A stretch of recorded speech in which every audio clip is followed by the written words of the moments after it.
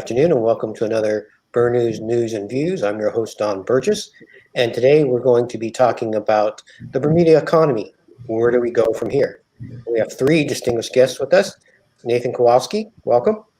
Thank you for having me, Don. You're welcome. And Craig Simmons. I want to call you Dr. Craig Simmons because I just think of you as being so learned, but welcome. Not quite. But thank you for having me. You're welcome as well. And Cheryl Packwood, who's been exiled to New York during this pandemic. Welcome, Cheryl. Thank you, Don. So let's start with a big broad stroke of best estimation of how long this economic downturn could be. Labor Minister Jason Hayward yesterday in an online chat said 2022 will be the earliest signs of economic recovery. And also earlier this morning, HSBC's global chief economist, Janet Henry, said our forecasts point to a world which by the end of 2021 has a level of activity that is not just well below pre-pandemic growth trajectory, but in many cases still below its end 2019 level. A world where unemployment and debt are higher too, and a world where the challenges for policymakers, both central banks and governments, are unlikely to be seen. So your thoughts, where will Bermuda be when the recovery really starts? Can I start off, Don? Is that okay? Sure, that's fine. Yeah, I think some of those comments are definitely justified. I think in Bermuda's case, if we see a more severe contraction, which is there's a good chance of that, we easily could have an economy down 10 to 15% in the current year and another, say, 3 to 5% the year after that. So we're not really going to see probably a decent recovery until 2022. So I would kind of agree that it could take a long time. Now, if I were to kind of use history as any guide and say one sector, let's talk about the tourism sector. It could be 12 to 48 months before that starts to recovery in any sense. North American lodging, after SARS, 9/11, and Zika, I think it took 14 to 24 months to get back to normal. And then passenger travel after 9/11, just as an example, didn't come back really till July, to that peak till July 2004. So, certain sectors of the economy will take quite a long time to kind of get back up to peak or back to normal. Craig, what are your thoughts? Yeah, well, the idea of a V-shaped recovery has passed. I know that people were debating whether it would be U or V-shaped, and I suppose now we've gone to the point where how U will it be? How long? A paper I published in the Gazette recently suggested a sort of 17% reduction in GDP. I remember when I sort of did my little calculations, I saw it as being incredulous. But as more information is coming my way, that 17% drop in GDP for this year doesn't seem so much of an outlier. And so, yeah, it's going to be tough going. Debts are going to rise. And really we need to sort of start the process of planning for the recovery, especially with respect to government spending. Like, how exactly should the government conduct itself in a post-COVID Bermuda? And my suggestion was that the only way forward would be for government to sort of take an austerity approach, and of the two austerity types, tax-based or expenditure-based, that they should in fact be following an expenditure-based austerity package. So for our common viewer out there, what would that mean then? Rather than increasing taxes as a way of addressing the problem of our national debt, which by the time this is over is going to be well north of $3 billion, that cutting government spending will probably be the way to go. Now, I have to confess that I'm not a fan of expenditure-based austerity, government cuts. But given where we are now, given the reality on the ground, I don't see where increasing taxes is a viable option. which is something that Nathan has been trying to drill into my very thick head for quite some time. I mean, I cannot believe I'm hearing this from Craig. This is great news for everyone. I just want to. I agree with Craig, and I just want to add one thing really quick. Sorry. Yeah. So if we do see government debt get up to 3.4 billion or something at an estimated rate, we see a contraction of GDP to about let's say 6.2 billion, where our debt to GDP now is 54% basically of GDP. So we're blowing through where we were at about 40 something. We're now over 50. What do we need to do? Well, if we want to stabilize that number, then to Craig's point, we can raise taxes or we can cut expenditures. Now, we're going to have to run a budget deficit, a primary budget deficit of about 1% just to stabilize that number because of our average debt level or our coupon level and our potential growth rate, which I don't think is much more in the long term than 2% nominal. So long story short, what I'm trying to say is you're really going to have to look at reducing kind of expenditures almost by a quarter to get back up to where we are, and or raise taxes significantly. But I don't think we can do that. So I'm glad to hear Craig has suggested that in his piece, and I thought it was well done. Thanks. well, part of the thing is like Can I Yeah, go ahead. and say a contrary view? Because I look at the human cost of austerity measures and not taxing people, and effectively you're not taxing the wealthy. They're the ones that are getting away and keeping their money. They may have a little bit less, but they still have enough money to continue living well and eating and even traveling if they dare to get on a plane. But when you put in the austerity measures that you're talking about without increased taxation, the people that are going to be hurt are the majority of people. It's going to be the lower class. It's going to be it is going to be Black Bermudians. It's going to be the laborers, and that whole class of people. And I think, quite frankly, we have to completely rethink our taxation system. We have to completely think about how are we going to bring in more revenues at a time when we're not going to be getting the type of the revenues from salary taxes, from import duties and the like, and where we are actually cutting employment taxes on places like restaurants, and there will be probably more people will need their taxes cut, from land tax to even duty tax, because we've just got to rethink how we are taxing people. We need a whole new structure of taxation. Otherwise, we're going to have riots in the streets. You can't do those kind of austerity measures, especially when people do not have the food, do not have money, do not have rents, will eventually be put out in the street. I don't see just austerity measures and no figuring out a whole new taxation system. Yeah. Well, Cheryl, I agree with you, and really and truly, I'm choosing between the devil and the deep blue sea. Had we had this conversation 6 months ago, I would have been in total agreement with you, because at that point in time, the debt load would have been sort of $2.5 billion. But by the time this is over, we're going to have to tack another billion on it. And so for me, it's as if we have a different kind of disease, and that different kind of disease is going to require a different kind of medicine. And no doubt, inequality is going to be worse when this is over. There's no doubt in my mind, because the hospitality sector, as the largest employer of Bermudians, is being hardest hit.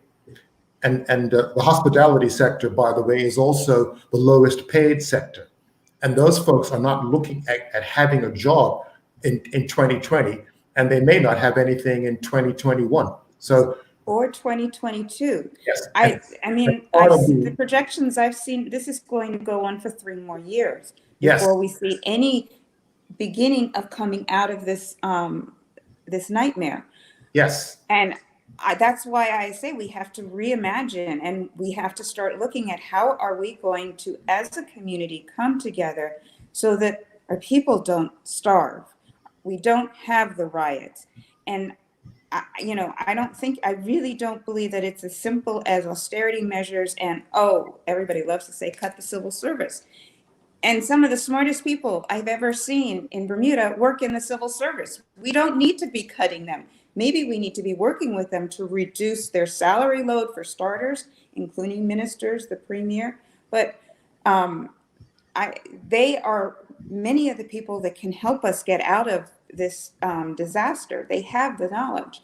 But I can see, I mean, when you say austerity, I'm okay when you say, okay, we need to cut certain things, but we also need to, with that cutting, look at our whole tax structure, look at, re-look entirely at our economy and what can we do? How, as simple as, how is it that we started even, go back to, we were farmers. Whether it's farming fish or whether it's selling figuring out how to sell loquats for on an export market and label them Bermuda loquats. Put in that port that we've been talking about for years, the transshipment port. That would automatically bring several $billions of investment into the island immediately.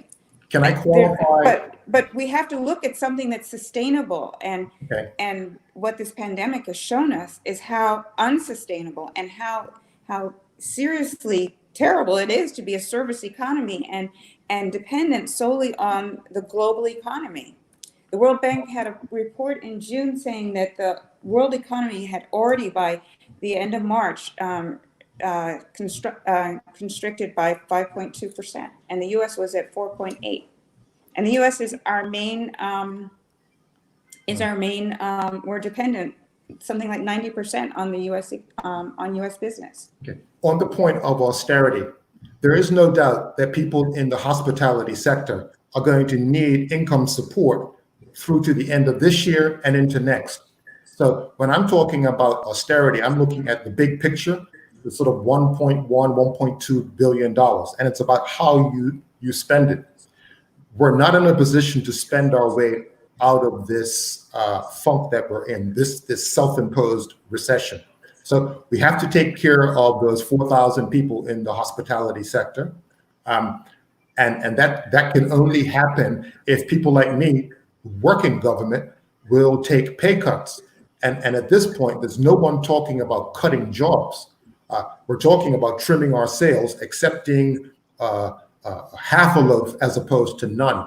So I'm not here suggesting that we go through and fire a bunch of civil servants. That's the furthest away from my way of thinking. It's about sending a signal to the people who are going to create the jobs. And we have to be really clear about where the jobs are going to come from. The jobs are going to come from entrepreneurs. And entrepreneurs are only going to create jobs if they see a way forward. And as an entrepreneur, I'm really concerned about taxation. And you're right, we do need to reimagine taxation. But relying on taxation alone, a recent paper by Alberto Alessina suggested that OECD countries that relied on tax-based austerity had to deal with recession in both the short run and the medium run. So if you're going to rely on taxation to balance the books, we are in fact going to hurt the very people we're hoping to help. I'm not trying to suggest that there shouldn't be any increases in taxes, but there's no way that we can ever get out of this without turning our attention to expenditure-based approaches. And we have a wonderful template in the SAGE Commission. The recommendations in SAGE have never really been given any serious attention. The Fiscal Responsibility Panel has been urging us to sort of look at the recommendations in that commission. And we can in fact do this, but it needs to be done surgically. I don't think anyone's suggesting that we get rid of 1,000 people. And you're right, there are some of the smartest people in Bermuda are in the civil service, but we have an unprecedented situation here. We had the opportunity to reform the tax system, and that didn't really happen. So I'm not sure when we're going to get back to taking a serious look at tax reform. And having said that, there are recommendations within the Tax Reform Commission's report that still haven't been acted on. If anything, the government is guilty of not implementing the recommendations of people that it thinks are experts, those in the SAGE Commission and those in the Tax Reform Commission. It's really about the government taking the advice that it asks for and acting on it. And I think it can be done sensitively. There are going to be casualties. I would argue that we are in a war right now, and there's no getting around the fact that we're going to lose a lot of people. The thing is, can we mitigate, can we minimize the damage that will be put on people in Bermuda? And yes, most of the pain will be felt by poor people. But that's nothing new. Inequality has been getting continually worse since 1980. And with artificial intelligence, arguably, it will get a lot worse. And So, Greg, this is the Let's last, remember I that- mean, the whole world is erupting in demonstrations over inequality, and in particular, what is going on in the Americas, from north to south, in terms of, and that includes us, going all the way back to slavery and inequality and oppression. And is this the right time, frankly, to be burdening those that have been burdened for 500 years even more? It's one thing to say, well, we're just going to have to realize that we're going to have even more inequality, but the people that are going to take that inequality are those that are in the streets demonstrating today. Yeah, And it's those people that are that have been suffering for so long. Cheryl, I think I'm with Craig. I don't think we're saying we go out and fire half the people in the civil service. We're not saying that. I know You got to remember, right, that the private sector right now is suffering immensely, and they have taken pay cuts or they've lost jobs, significant amounts, right? They're suffering. And remember, who pays the taxes is the private sector. So they've sacrificed a lot. I mean, you go and talk to anyone in the private sector, and to Craig's point, talk to anyone in hospitality. They're living in very challenging times, uncertain times, and it's not fun. So a little bit of shared sacrifice, I guess, without losing jobs, it would be reasonable in my opinion. And we're not asking to put people in a worse position. And I do appreciate we need to support people. This is not a time to stop paying people that don't have a job to help support them. But we need to offset that some way so that the debt escalation doesn't get to a point where our very existence of our private sector, including the IB sector, is at risk. Which is why we have to, it's not just looking at one thing or another. We have to look at reimagining our tax system. How do we cut expenditures? How do we encourage new industry, and what are those industries? And are they actually sustainable industries and not just service related, which is what we have always been. And we always get hit harder when the rest of the world goes into a recession or a depression, because we are so service related. Michael Swan, who's watching, posted investing in small manufacturing as an example. He said the paper manufacturer at Mills Creek as a possible alternative as an example. And of course, like we all know, like during this crisis, one of the first things that flew off the shelves was toilet paper. What do you guys think about that?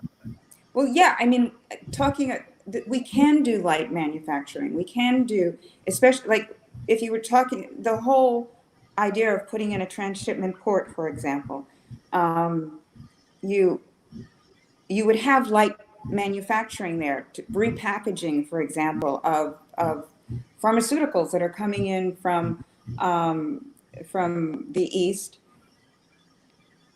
and they would be repackaged in Bermuda and then sent out across the entire eastern seaboard, north to south. So with that comes a whole sector, many sectors that would be created within the economy that could be very sustainable. I'm less of a fan. I mean, the idea of a transshipment hub is a great idea. I just threw that out.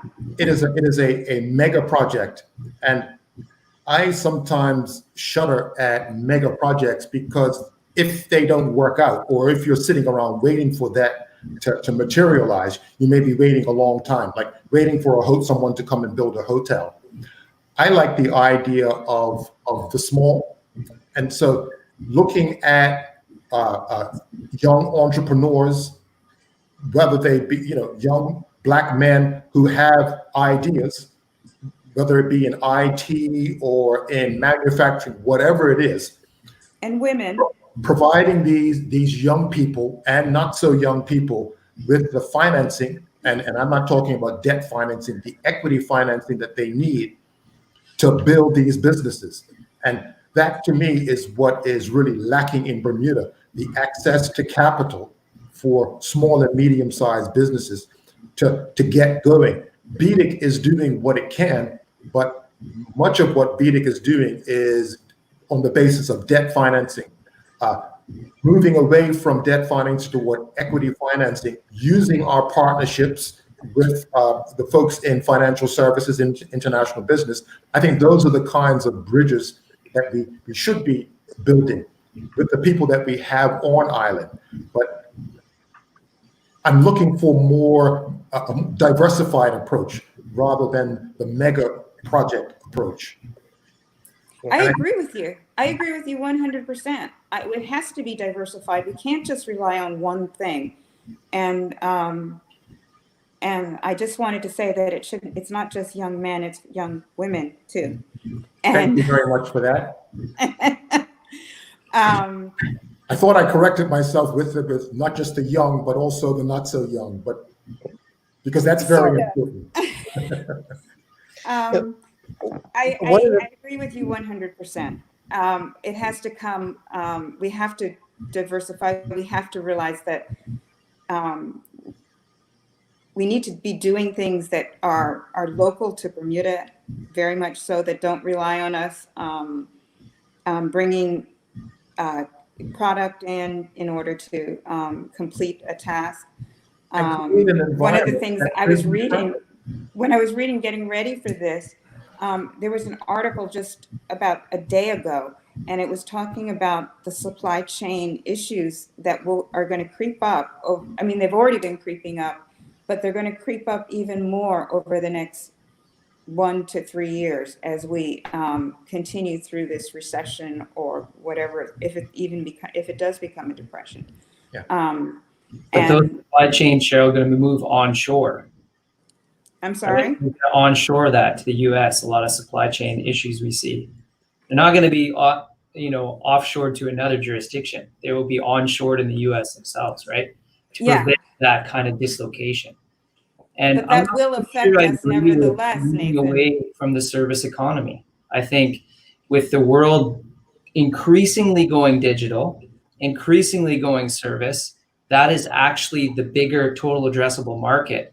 And I don't think you shy away from that. I think you accept it and you accept where the world is going. And what we try to do here is, yes, diversify in Bermuda. I've always said this. I agree with you 100%. But it is within those service industries that are growing, whether it be software as a service, et cetera. If we could somehow get some of that in Bermuda as a differentiating factor that we could export to the world, because it doesn't need a physical location and can be done with a high level intellectual capital, then I say 100% go with that.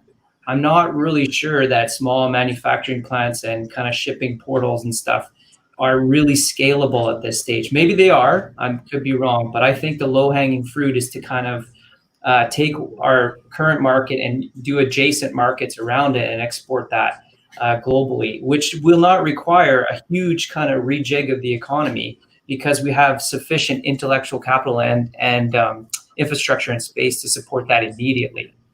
I know we have it in, we do have spectrum, we have excess spectrum, we have excess fiber capacity, et cetera. I mean, Bermuda, and we're perfectly placed. Yes. But we haven't gone about seeking out the tech sector correctly. And we need to have a true strategy in how we're going to go forth to do that. The fintech sector has proven not quite, maybe if it was just part of the tech sector, it would be okay. But Sure. just to focus on that, it's not enough. And it's not enough in terms of bringing in more people we need more people to boost the economy, that is for certain. And we're caught between we don't have enough jobs, and they should go to Bermudians first. But on the other hand, we need to have more people on the island in order to boost the economy, the GDP, our ability to pay out our expenditures, pay our debt, provide proper health care, and the list goes on. I just want to jump in because Cheryl, you mentioned about putting Bermudians first, and the government has rightly done so by closing up some job categories to expatriate workers. But what's the fallout when we see 2,000 jobs or 2,000 people leave the country and the economy?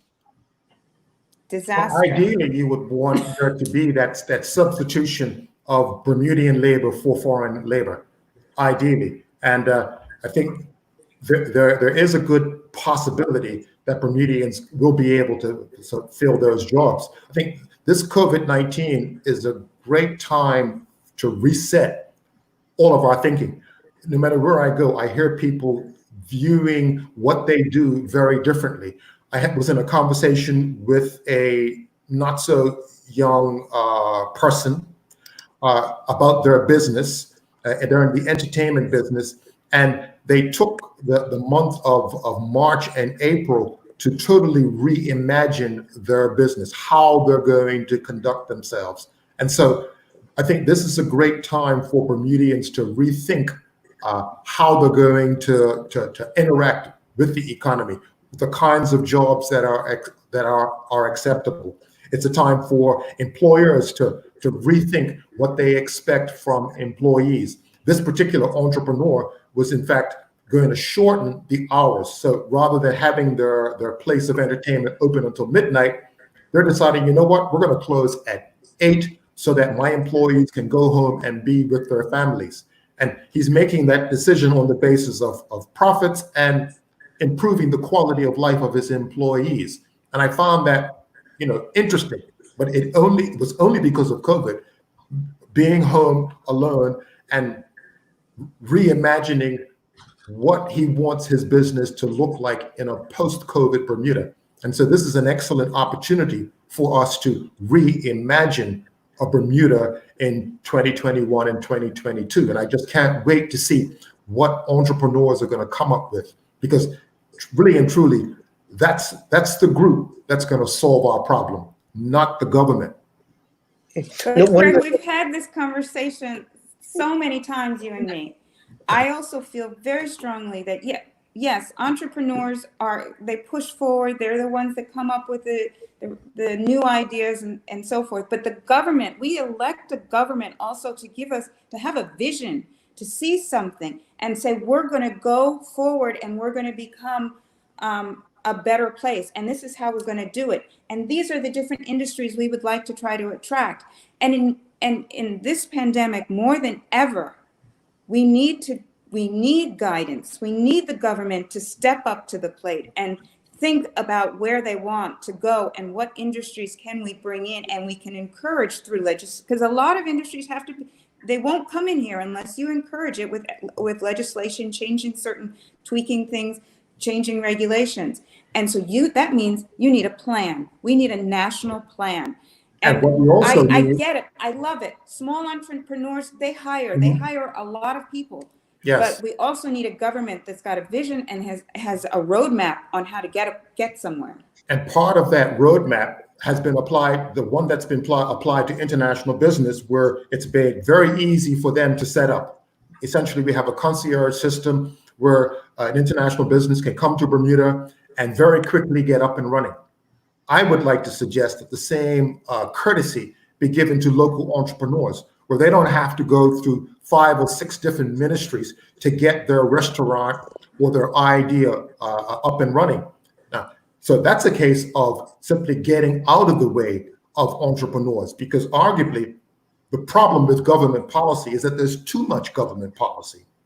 That needs to be a part of the vision if you really and truly believe that the young men and women and the not so young men and women in Bermuda can help us. That's got to be a part of the government's vision. Yeah. Well, then you have a section in your national plan section, you have a section for how do we help the entrepreneurs, the small and medium-sized businesses. How do we have a one-stop shop for them? That includes financing and also includes reduced interest rates. I mean, our interest rates are so high, it makes it impossible for small businesses to set up and have debt or equity. It doesn't matter. But actually, equity makes a big difference because of the risk factor. I'm not a fan of debt financing because I see them as being, excuse the expression, vipers. You still have to bring it down you still have to bring your rates down from 6 and 7%. That isn't used in venture issues, though. That's usually initially funded with equity. I mean, you have to get the business off the ground before you have debt. Banks aren't really in the business of lending to venture capital, so they need to see cash flows and stuff. They're more of a kind of mezzanine senior form of financing. TJ Clark, who was on here last month with 2 other entrepreneurs, Kristen White and Antoine Allboy, and all 3 of them were talking about how much red tape and how many different departments they had to go through. But TJ just posted, BEDC needs to have a central department where it's a one-stop shop where you have your business set up in less than a day. Yeah, that'd be great. I 100% agree with less regulation, less red tape.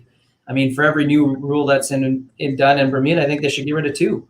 It should be a rule that every rule takes out 2 more. I mean, we need to get to a point where we don't expand the book of rules and laws and regulations where it shrinks. We get it more efficient and faster. I mean, I think every entrepreneur or business owner would really appreciate that in the long run. It's vitally important. I'd like to bring up another thing, though, which touches base on this, and that's immigration policy, right? So I think what is interesting right now is happening in the U.S. where we kind of talked about the Bermuda job thing. In the U.S., obviously, you heard about Trump and the H-1B visa issue. So I think we need to also maybe embrace that here and think about not cutting immigration off, ironically, but accepting those people. Think of it from this perspective. Let's pretend you have a reinsurance company in the U.S. and you have some H-1B visas that are being denied, and possibly that person can't come from away. Maybe we need to kind of offer to that company that they can come to Bermuda as a interim spot, but maybe it becomes permanent. Maybe we can attract some of those high intellectual capital. Nathan, that was a very interesting idea because that has been proposed especially with regard to the tech sector, as companies like Google and Amazon, and they have all their developers, and many of them come from Asia or India. And after a certain point, they have to go back to their home country while the U.S. while they're working on their visas. Instead of going all the way to several time zones, they could come to Bermuda, continue the development and the work that they're doing because we have the infrastructure, we have the capacity, and that is a whole market that we can tap into. And it's a market like we know we can do it right now. And I think we have this interesting. And those are people that don't stay. They're here for a year, maximum 2 years. And then they go back to Washington State. They go back to California. And a new set of people come. I want them to stay. I want them to love Bermuda so much that they go back to Google and they say, look at this place in Bermuda is pretty awesome. I don't have to worry about my visa in the US because Bermuda is letting me stay here permanently. Can I set up a sub office? I mean, that's a dream of mine. I would love to have those kind of people come and stay here. But I think the H-1B thing that's happening in the US, as you know, is actually opening up this interesting window where countries that are more amenable to intellectual transient capital that can attract it might start to set themselves up as an interesting locale.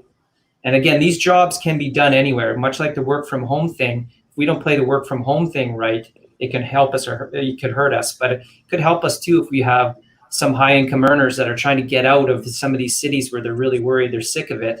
They want to come to a nice place like Bermuda to live, which I think is incredible. I can't think of a better place to live. We can offer them positions, but we're going to have to change the immigration laws possibly or alter things. And I think that's important. One of the things is that was mentioned earlier today in a post by Charles Richardson. He was talking about casino gaming, cryptocurrency, and cannabis. How do you think any or all of these areas could help Bermuda going forward? Well, cryptocurrency is part of the whole fintech industry. And there's so many issues with cryptocurrency, and they go in. I mean, cryptocurrency is designed specifically not to be found or regulated. It's part of money laundering. It's used by whether it's the drug cartels or the warlords, or it's. And yes, it is used by honorable people. I sound like Trump, but I really am not a fan of the fintech industry and cryptocurrency and necessarily getting involved in it when I think that there are far more sustainable and reliable industries out there. What were the other two? Cannabis and casino gaming. Cannabis is, it's becoming legal everywhere, and we need to. We can regulate it. We can sell it. We can grow it, and even small amounts, either for medical use or recreational use. They have. In California, they have dispensaries. There's no more need to have illegal marijuana dealing because you just go to the dispensary. Although in California, because they taxed it too high, there's still a high level of a black market there. Yeah. Well, it's also, but it is one place we can tax. We can tax that, and it would be much easier to control. And we are small enough community that whole black market would be cut. Maybe it doesn't go away, but it can be cut significantly. Now, if we're talking about growing our economy, I think we need to be sort of careful when we're talking about cannabis, simply because it's not just about growing some weed and selling it. The value added is not with the cannabis plant. The value added is with the oils, with the vaping, with the edibles. And we know nothing about how to extract the oils from the cannabis plant. I recently went to an insurance webinar where they were talking about the whole insurance around cannabis production, and we don't have the technology. So, for example, to extract the resins and the oils from the cannabis, you need to use sort of butane infusers. And what do we know about butane infusers? We're going to need to import all of this technology and hope that we can compete with the folks in the United States who are arguably a light year ahead of us. So, but Craig, it's not that. I mean, come on. They've been doing this illegally for so long. I would say that it's probably one of the few industries in that 5 years' time, no one's going to be smoking cannabis. We're late to the party. We need to. I know we're late, but we can also be in part. We can be in the insurance business of it. Is in the final products. It's like a farmer. If you look at a wheat farmer, he's at the bottom of the value chain. The value is going to be in the bread that's sold.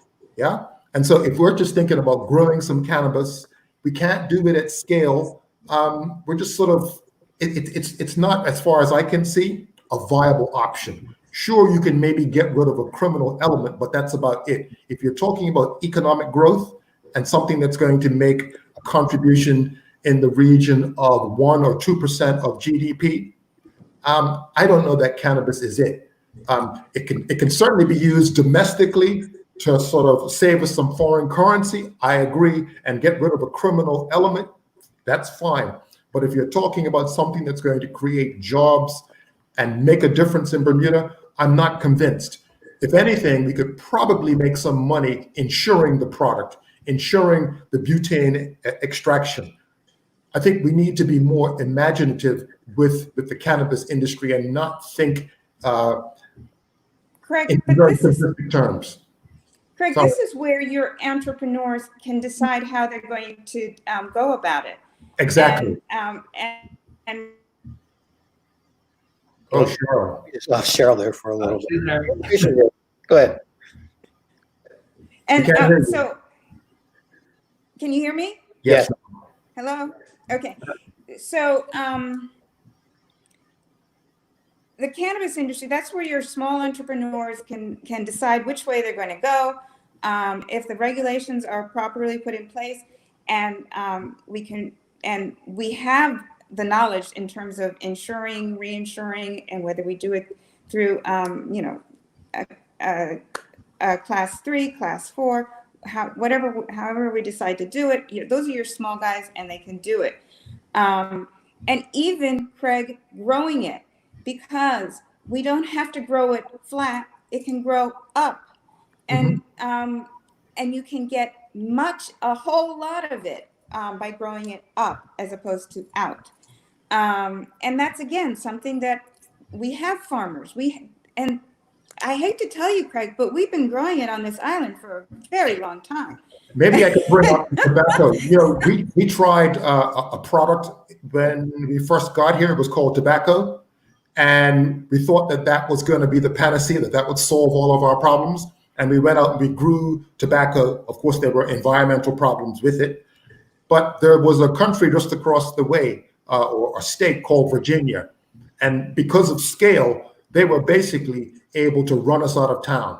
But because it didn't work 300 years ago, doesn't mean that with technology and the knowledge that we have and our farmers have, agro engineering and farming is light years ahead of what we were in 1620. Oh, yeah. And I'm not trying to suggest not but doing again, I'm not, I just say, part of me, I'm just saying, we need the government to have plan ahead. And they need a roadmap. And if there are entrepreneurs that want to come in and try to do that, like you said, let them lead. But they can't even lead if they don't have a regulation and a regulatory and legislative infrastructure to do so. Yes, I agree. Nathan, you want Yes, Nathan. Right. I just want to, sorry, I didn't know we were going to be talking so much about cannabis. Otherwise, I would have done some Neither more. did But I just want to say on those three, though, cannabis, cryptocurrency, and casinos, to be honest, I'm open to all three. I think the thing is we keep talking about diversifying the economy, then we keep shooting down ideas. So I say go ahead with all three, but I just want to make sure that it doesn't affect our reputation. So if we're going to do all three, that's great, but let's just make sure it's done in a controlled manner where we're not kind of ruining our reputation as a high quality domicile for the other industries that we use extensively. But I think we do all three, and I think we tax it. Again, adds diversity, broadens the tax base. I don't see any reason why we can't do all of them. I'm not an expert on butane burning, unfortunately, but the whole aspect of having other economies, I think is good. I think it's worth doing it. In general, I would say if you have a great idea, as long as it's not going to destroy our reputation, I say we go for it. And to Cheryl's point, we put in legislation to protect that, but also allow it, and we use it.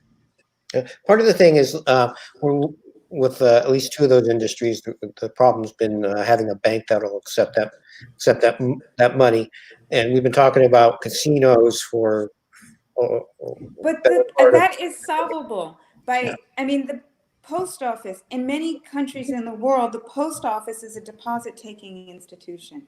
And if we really want this, we don't have to have it as a private bank that takes the money.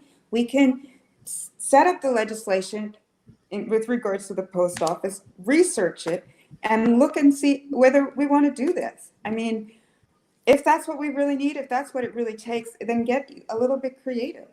France is the post office in France is a deposit-taking institution. They do all sorts of things. They give you cashier's checks. They take money. Yeah, my big worry is if we wait too long, obviously we're the last person to do it. And then we kind of we've already lost first mover advantage in a lot of these cases. So if we wait for everyone in the US to legalize gambling in casinos, which is kind of moving that way anyway, digitally, especially right now, right? then we're the last place. So we don't really, we're keep falling behind. So if we're going to do it, we need to do it yesterday kind of thing. We need to get going on with it. And we have to have social distanced casino tables. In these times, yes, but by the time they work through the legislation, the original casino gaming legislation limits it to 3 hotels or 3 areas. Considering the statements from David Dodwell on Tuesday or Monday at the tourism webinar, saying, especially like in this point in time, where if they stay closed, they're going to lose money, but if they open, they're going to lose even more money. He was been in meetings with 8 other hotels. Could that be expanded, or would that be risking reputational damage by allowing more hotels to share in this revenue? I'm sorry, I didn't get that question. That was kind of Okay. The hotel casino legislation limits it to three hotels, but with a lot of the hotels are suffering right now, and going forward, they will probably be suffering next year as well, because effectively he's allowing 3 hotels to have 3 licenses out there for gambling. And you're asking, should there be more than 3? Unlimited amount of licenses, or maybe 10 licenses, or you have different types of licenses? So maybe some places just have machines and other places can have the whole works. And yes, I think we have to get creative and allow for a lot more. I was seeing here, Dwayne Dill was talking about the technology to grow different types of crops, and he said hydroponics. I know, Cheryl, you're a big fan of aquaponics. How do you think Agriculture, hydroponics? right. I get that Hydroponics wrong right now, I think hydroponics is a great solution. And that's one thing that we could get into early. It is not yet proven anywhere in the world, I don't believe, but this is based on research I did last year, to be profitable. It has never been profitable. It has always been supported by a government because they see the future in terms of aquaponics. I think it is something we should look into and at least provide, as again I say, the legislative and regulatory infrastructure to allow your Craig's entrepreneur to come in and try it. And they've already started. I mean, we already have entrepreneurs on island growing cabbages. What's the company called? Is it Burmy Fresh? Burmy Fresh. Yeah, that's right. Yeah. I mean, you can go into a supermarket. Of course, their products are targeted at the higher end of the market because, of course, the technology hasn't matured. But I think that's sort of the way, I suppose, we begin the process of heading in the direction of food security. But one of the interesting things, outlets of hydroponics as it grows, is that you also have on one side the fish growing, and then you have the food growing on the other side, and the waste from the fish fertilizes the vegetables. Yes, we have one of those plants on campus at Bermuda College. Yeah, but the idea would be to do it on an industrialized scale, and to get that kind of investment, you need to have the legislation and the regulations. I'm not sure you need legislation to grow crops. I just think you need the funding, and you need the tinkering, the experience of knowing exactly how to make it happen. Well, you would want to do it all in one, because you would also want to provide for aquaculture, and the legislation and regulatory infrastructure is not there. And until it's there, no one's coming in. But I would argue you can get local people. So, for example, we have Burmy Fresh.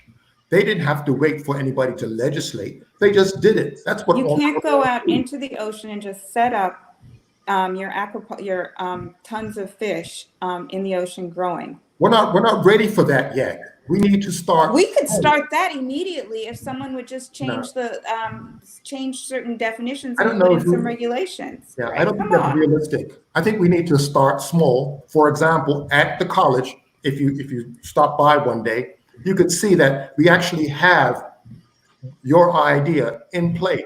Craig, Bermudians are learning the technology. aquaculture can be put in place relatively easy. It's a small amount of capital that is required to set up, and it can be up and functioning within a year. But not one investor, and they have been coming in here looking and trying to do it for 10 years, and not one investor will come in here because precisely we have not changed the legislation. We have not put the regulations in place to support it.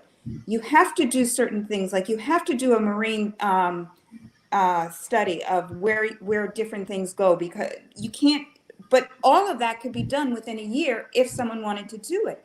And you have had the investors coming in here for 10 years, and every government has refused to do something, or not refused, they just haven't done it. Okay, so that's another case of the government getting out of the way. But the point being is that there are people on island who are moving in that direction, who are thinking about it. Bermudians. I know. I saw them too. It's a fascinating industry. It has been a poverty alleviator across the world. And in light of what our government is going into, it could be a partial solution to the problems that we're going to be facing in the next 1 to 5 years. And it's a quick investment. It's a small investment, and the profits come almost immediately within 1 to 3 years. And it automatically hires 100 to 500 people locally. It's always, for me, it's always been a no-brainer. And if nobody wants to come, what the worst we've done is we've changed a little, we've tweaked our legislation, and we have the regulations. That didn't cost us very much at all. What do you think? Like you said, the government needs to get out of our way. What do each of you think is a low-hanging fruit the government can pick right now to help the economy? Well, the idea of less regulation for local entrepreneurs so that they can get their businesses up and running. That's a no-brainer. Yeah, sorry. I kind of mentioned too there the immigration policy changes, which I think can immediately affect the current infrastructure that we have. Don't have to change anything. So I look at low-hanging fruit as something that can be just turned on immediately without having to change much. So I'd say that is a big one.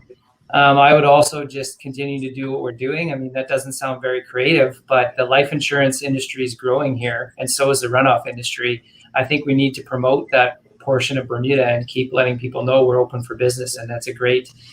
We have a great product, great solution here in Bermuda, so we need to keep doing that. I know it doesn't diversify the economy much, but right now, any additional jobs in that sector where it is growing, and if we push that, those are low-hanging fruit items, I think. Cheryl? I actually think that aquaculture is a low-hanging fruit in terms of what they need to do to start it, on an industrial scale, Craig. And I do believe also that the tech industry could be very much of a low-hanging fruit, and that does go to easy immigration. And I think that could be something that could happen very quickly with the right plan and the right expertise going out. And you'd have to sell it directly to each of those companies. The government has said there's about 9,000 people out of work right now.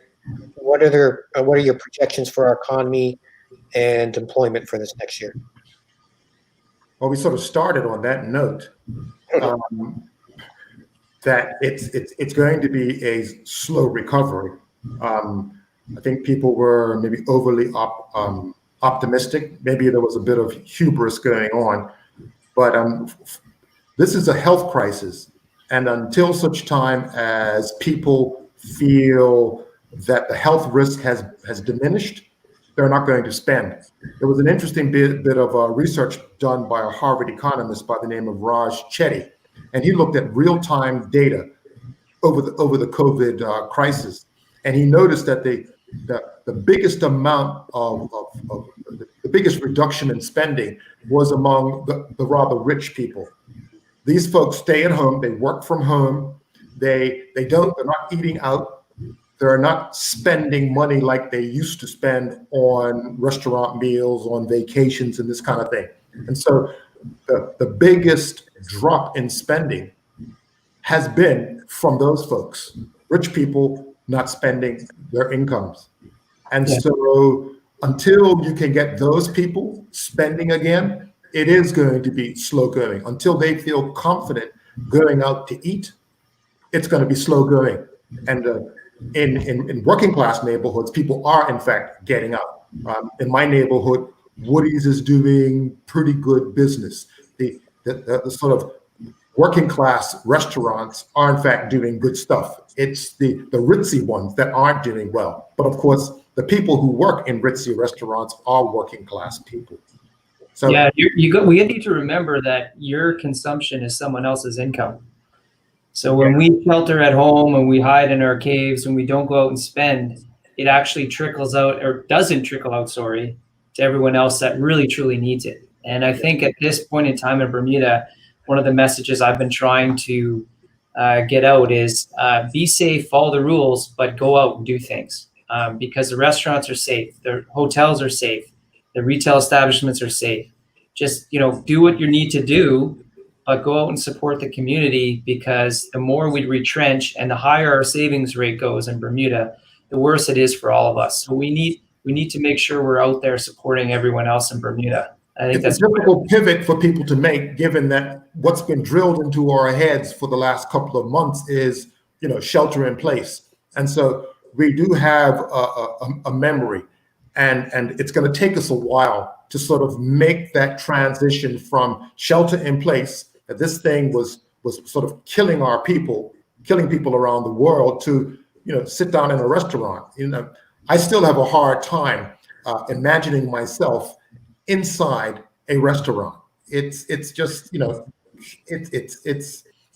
to take. It's going to be a very long time before you get the same amount of people out and about and doing things. Movie theaters, going to a concert, going to the auditorium to watch a play at Cedar Bridge. We're not going to be doing that for a very long time. And when you do those things, you go out to dinner either afterwards or before. You have drinks afterwards or before. There's a whole culture around going out. And the society has been so traumatized. It's almost, I would even go so far as to say there's a collective PTSD going on. And it's people to get out of that. It's going to take a very long time. I mean, I look at our grandparents and our parents from coming out of the Spanish flu and the Depression. They went out to eat once a month or something, not like how we do today, which is we're out all the time, or we were 4 months ago. It's going to take, I hope that we're not our grandparents and our parents, but it could be that bad. My last question before we wrap up, the sort of the yin and the yang when the expatriate workers leave and they're not paying rent to people who have mortgages. But on the flip side of that, the possible downturn in rental prices for Bermudians. Anyone want to just sort of talk about that? Just a quick comment, Don. I'll let everyone else chime in. But the thing there is that you already kind of nailed one part of it. The other part of it is the vicious cycle, right? Because that person's not just paying rent. They're not buying groceries. They're maybe not going out. They're maybe not doing some marginal consumption within the community. And I think what we found over the last few years, and now we're going to see it even more dramatically, is the less bodies we have in Bermuda, the less money that kind of recirculates in this economy. And as we drip down less and less bodies, the vicious circle keeps kind of compounding. And so there's a side effect for that. I understand you want to put Bermudians back to work, which is fair and true, and it should be done. But we just all need to realize that as the population continues to shrink, it's never really good for the overall economy. Well, let's remember that we are in a recession, and a recession means fewer jobs, fewer people, and less spending. the recovery is all about how do you get those people back to work? And invariably, yeah, immigration is going to have to increase, more people coming in. And quite frankly, with the reinsurance sector, I see us being in a similar situation as post 9/11. There's a new risk that's been identified. It's pandemic insurance, something that hitherto hasn't really been seen as a viable product. So we could see growth in the reinsurance sector going forward. Our advantage is that we have the intellectual capital to benefit from these catastrophes, just as we benefited from hurricanes and all sorts of misfortune. That's our saving grace in many ways. And so I am rather optimistic for the future. And by the future, I'm talking about 2022. I think we will come back strong. I think we will come back better because we've had a chance to reflect on the things that we were doing poorly, the things we weren't doing very well hitherto for. And I think this sort of shelter in place has given us the chance to reflect and do better going forward. So I'm really looking forward to 2021 and 2022. I love your optimism. Right. Well, we've run past our 3 o'clock time. Nathan, I know we've already made you late for your appointment. If you want to go first with your closing thoughts. No, I think we pretty much touched on a lot I'd like to cover. Again, remember, I really encourage everyone to go out and support the local economy if you can. The local economy is what is going to really need our support, whether it's retail, restaurants, tourism. Spend your money, go out, stay safe, but please try to consume to help out the local economy as much as you can. Thank you. Craig?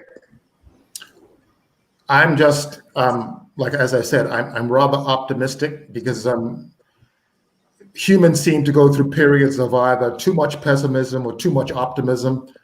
Arguably, we've suffered from too much optimism, I would say, in the first part of this 21st century.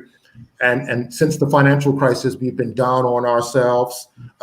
We need to remember that we have the raw materials to do extremely well in this global economy.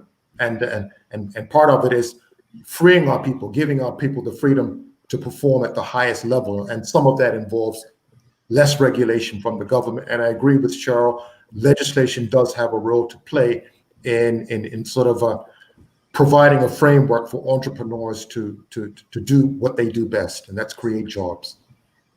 All right, Cheryl, you get the last word today. I should have had the first word because I am not quite as optimistic as Craig and Nathan. I feel we are in for a whole lot more hurt. I think that our closest and largest partner, the United States, is heading into very difficult territories. And I am concerned about that fallout on Bermuda. And unless we put together a real team to figure out how we want to go forward to create a sustainable Bermuda, I think we may be in for very hard times.